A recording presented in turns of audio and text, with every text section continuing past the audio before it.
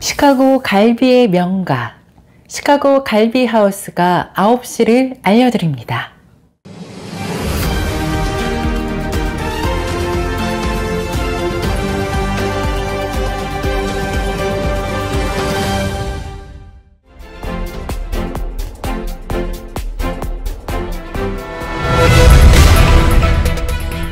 시청자 여러분 안녕하십니까? 6월 17일 화요일 세븐데이즈 헤드라인 뉴스 시작합니다.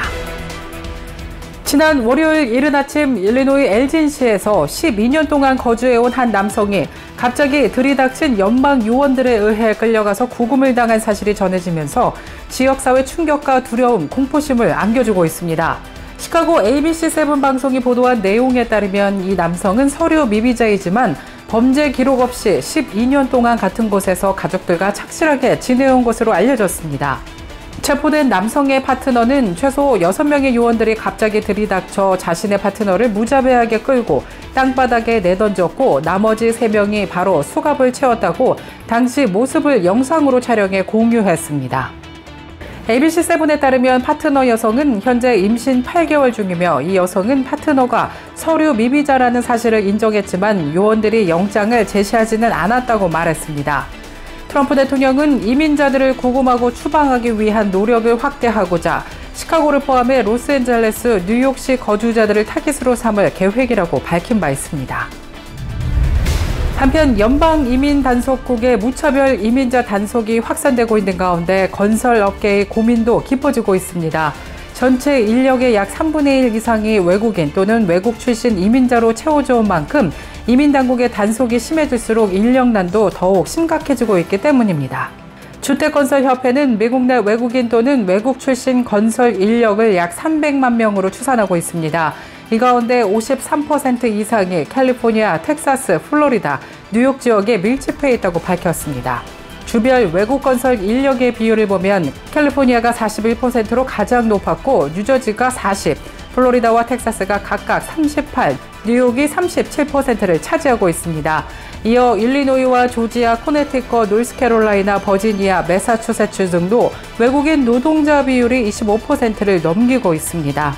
건설업 관계자들은 건설업계의 인력 부족을 막으려면 관련 분야의 특별 비자 등을 신설해 노동 허가를 내주는 방식을 고려해야 한다면서 이들에게 편하게 일할 수 있는 환경을 제공하고 이에 따른 세금도 거두면 서로에게 윈윈이 될 수 있을 것이라고 제안했습니다.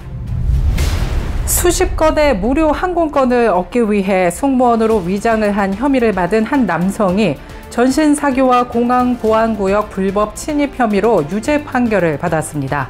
정말 황당한 소식인데요. 35살의 티론 알렉산더는 승무원이나 조종사를 사칭해 무려 34건의 무료 항공권을 취득한 혐의로 연방 배심원단으로부터 유죄 판결을 받았습니다. 플로리다 연방지방검사는 지난 화요일 보도자료를 통해 이 남성은 포트 로더데일과 할리우드 국제공항의 보안구역에서 허위로 침입한 혐의로 유죄 판결을 받았다고 밝혔습니다. 법원 문서에 따르면 이 남성은 2015년부터 댈러스에 본사를 둔 신원 미상의 항공사에 근무했지만 조종사나 승무원은 아니었다고 법원은 전했습니다. 또 플로리다에 본사를 둔 항공사의 무료 항공권을 얻기 위한 이 계획은 지난 2018년에 시작되어서 무려 2024년까지 계속된 것으로 전해졌습니다. 알렉산더는 플로리다에서 이러한 혐의로 기소됐고 지난 2월 캘리포니아에서 체포됐습니다. 한편 알렉산더가 확보한 항공권은 승무원과 조종사 전용으로 나타났으며 무료 항공권은 조종사나 승무원으로 일할 때 누릴 수 있는 최고의 혜택 중 하나로 알려졌습니다. 이 혜택은 근속 연수와 재직 기간에 따라 결정되는데요.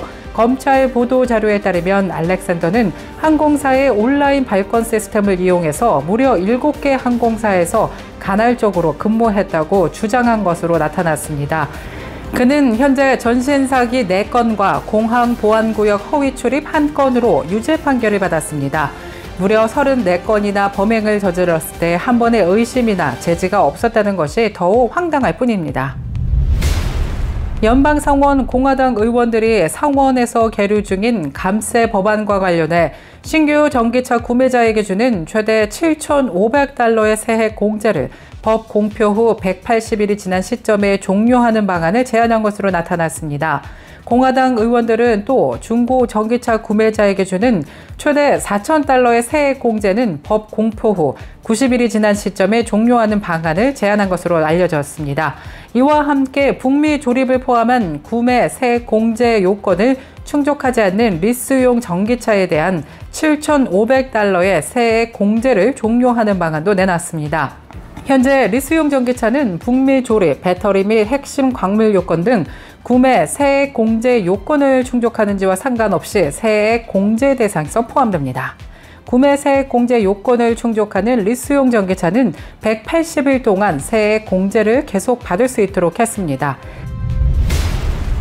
500만 달러의 미국의 영주권을 살 수 있는 골드카드 신청자가 무려 7만 명을 넘은 것으로 나타나면서 놀라움을 주고 있습니다. 파이낸셜 타임스가 지난 16일 미국 상무부가 개설한 골드카드 신청 인터넷 사이트에서 대기 등록한 외국인이 무려 68,703명으로 집계됐다고 밝혔습니다. 기존 투자 이민 제도에 따르면 미국의 영주권을 얻기 위해 내야 하는 최대 투자금은 180만 달러입니다. 지난해에는 약 1만 4천 명이 EB5 비자를 받은 것으로 조사됐습니다. 트럼프 정부는 골드카드의 큰 방향은 결정됐지만 신청 자격과 국가, 세제 등 세부 사항은 결정되지 않은 상태라면서 조만간 골드카드 제도의 세부 사항을 확정하고 골드카드 발급을 개시할 계획이라고 전했습니다. 페이스북의 모 회사 메타 플랫폼이 자사의 소셜미디어 왓츠앱에 광고를 도입한다고 지난 16일 밝혔습니다. 왓츠앱은 페이스북과 인스타그램과 함께 메타의 주요 SNS 플랫폼으로 월간 활성 이용자가 무려 30억 명에 달합니다. 이번 광고 도입은 2014년 메타가 왓츠앱을 인수한 이후 11년 만에 처음입니다. 메타는 당시 광고와 게임 상술은 없다고 이미 선언을 한 바 있습니다. 광고 도입은 왓츠앱을 메타의 새로운 핵심 축으로 삼겠다는 마크 저크버그 최고 경영자의 장기 전략의 하나라며 경제 매체 CNBC 방송은 분석했습니다. 이상 세븐데이즈 헤드라인 뉴스 전해드렸습니다. 시청해주신 여러분 고맙습니다.